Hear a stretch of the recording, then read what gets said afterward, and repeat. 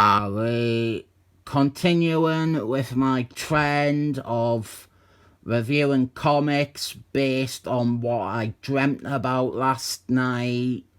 Here is Captain Adamant. Last night I dreamt I was Captain Adamant and I blew up and killed everyone.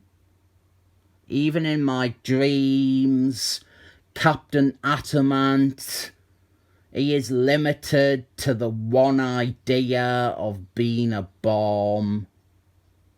This is the DC Rebirthed series. For this, they brought back the original writers from the 1987 series, a series that I love. And there are some good things about this, but nearly all of them are rendered moot, because after this, DC ignored it. They just had Captain Adamant gone back to what he was before this story.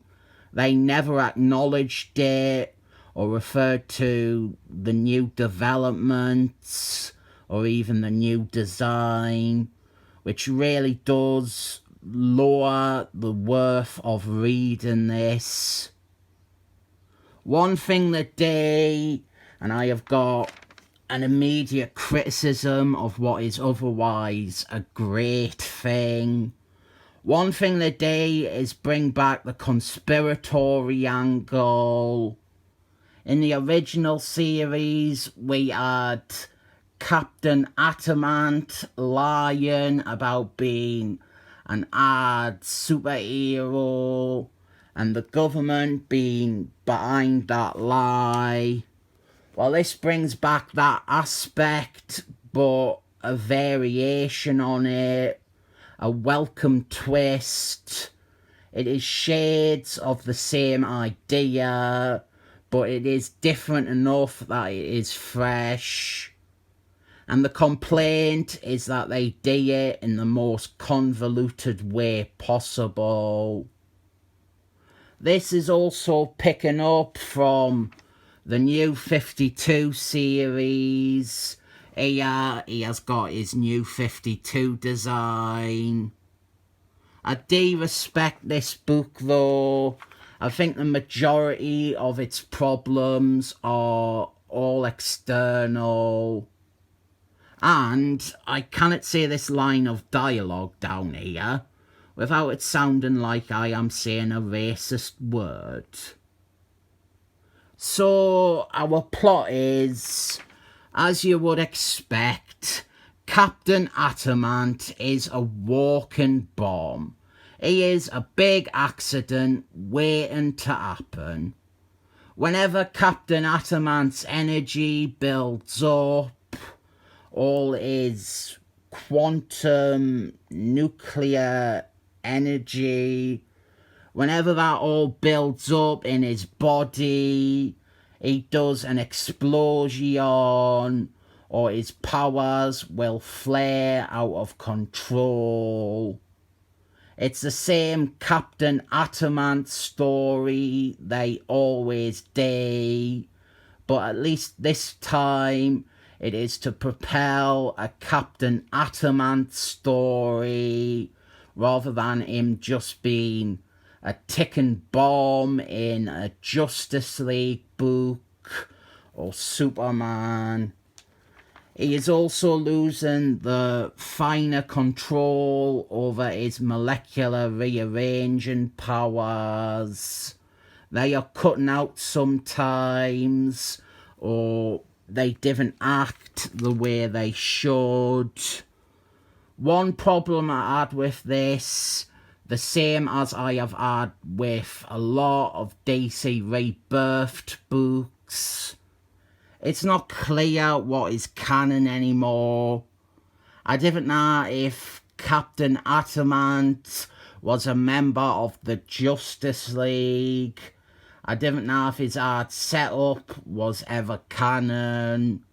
I didn't even know how much of the New 52 series is canon. They mention him meeting the Flask and Ganon to the moon. He went off to live on the moon because in the New 52, he wasn't Captain Atamant anymore. He was just Captain Manhattan from the popular best-selling graphic novel Watching Men. And I bring up the Justice League thing because here they are. They have become aware of Captain Atamant's radiation and his energy discharges. So they have come to confront him. And although we didn't get to it in this issue, I will explain and spoil the new setup we get for Captain Atamant. We do get the first part of it in this issue, and that is that he does an explosion, and it is in a populated area, and he is responsible for a bunch of civilian deaths. So after this, the government, they realise that Captain Atamant and his image are too tarnished. So instead, they come up with another of their ingenious lies. And this time they say that Captain Atamant is dead. He died in that explosion. And now there is a new Captain Atamant. So Captain Atamant is pretending to be his own legacy character. I quite like that as a tweak to the original setup, with him lying about being a superhero that no one remembers. I think him pretending to be someone else, him pretending to be a new Captain Atamant, that has some legs in it. Never utilised or acknowledged outside of this series. But I think that was an interesting enough premise that they could have ran with. And then we get to the thing I described as convoluted, because in the process of unleashing all his energy, he has been thrust forward in time. He has been sent to the future. In the original series, the experiment that turned him into Captain Atamant, that threw him a decade into the future, where he stayed.